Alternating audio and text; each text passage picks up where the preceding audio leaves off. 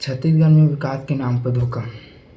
इस वीडियो में जानेंगे सड़कें बने हैं कि नहीं, स्कूल शिक्षा हो रहा है, योजना के पोस्टर और नक्सलवाद के क्षेत्र और अनेक संदेश के बारे में हम जानेंगे। छत्तीसगढ़, जहाँ हर साल विकास के नाम पर हज़ारों करोड़ का बजट पास होता है, जहाँ सरकारें बदलती है लेकिन वादे वहीं रहते हैं और जनता बस यही पूछती है, विकास हुआ कहाँ और किसके लिए हुआ। आज हम बात करेंगे कि कैसे छत्तीसगढ़ में विकास नाम की चीज़ सिर्फ पोस्टर और भाषण में नज़र आती है, ज़मीन पर नहीं। सबसे पहले बात करते हैं सड़कों की। सड़क विकास के नाम पर करोड़ों रुपए खर्च होती हैं, लेकिन ज़रा गांव में जाइए, बारिश के बाद सड़क गायब, कहीं गड्ढे, कहीं कीचड़ तो कहीं सिर्फ नाम की सड़क है। कागजों में सीमेंट रोड और ज़मीन पर मिट्टी रोड। काम पूरा होने के बाद कुछ महीनों बाद ही सड़क उखड़ने लगती है, क्योंकि आधा पैसा सफ़र में ही गायब हो जाता है। शहर में भी हाल कुछ अलग नहीं। रायपुर, बिलासपुर और ट्रैफिक तो इतना बढ़ गया है, लेकिन सड़कों की हालत जस के तस है। और सिर्फ कहाँ जाता है, राज्य में तेज़ी से विकास हो रहा है। अब आते हैं शिक्षा पर। छत्तीसगढ़ में हज़ारों स्कूल की इमारतें बनाई गई, पर कई स्कूल ऐसे हैं जहां शिक्षक नहीं, कुछ में छात्र नहीं और कई स्कूलें तो सिर्फ बिल्डिंग जिनके अंदर खामोशी और धूल जमी हुई है।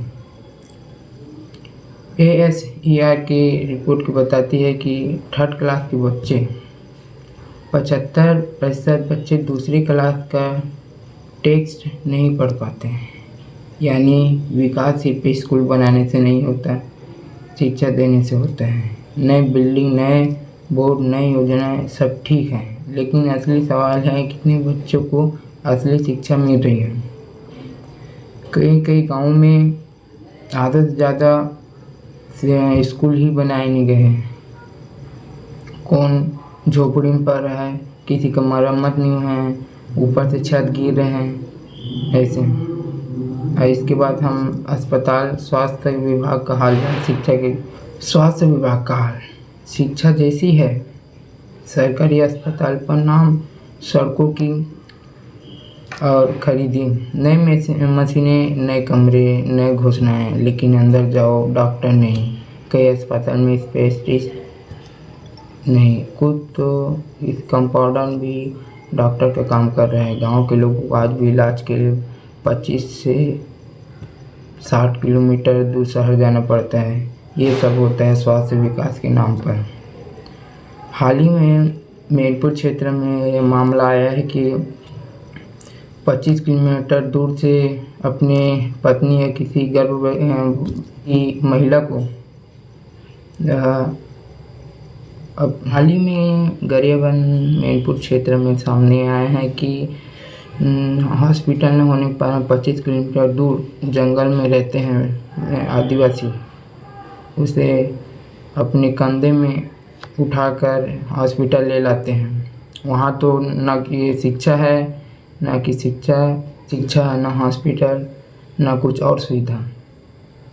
और अभी के स्वास्थ्य के बारे में बता दूँ कि स्वास्थ्य विकास के नाम पर योजनाएं सिर्फ पोस्टर लगते हैं। छत्तीसगढ़ योजना में बहुत है, किसानों के लिए, छात्रों के लिए, बेरोजगार के लिए, लेकिन असली दिक्कत यह है पोस्टर ज़्यादा चमकते हैं लेकिन लाभार्थी कम मिलते हैं।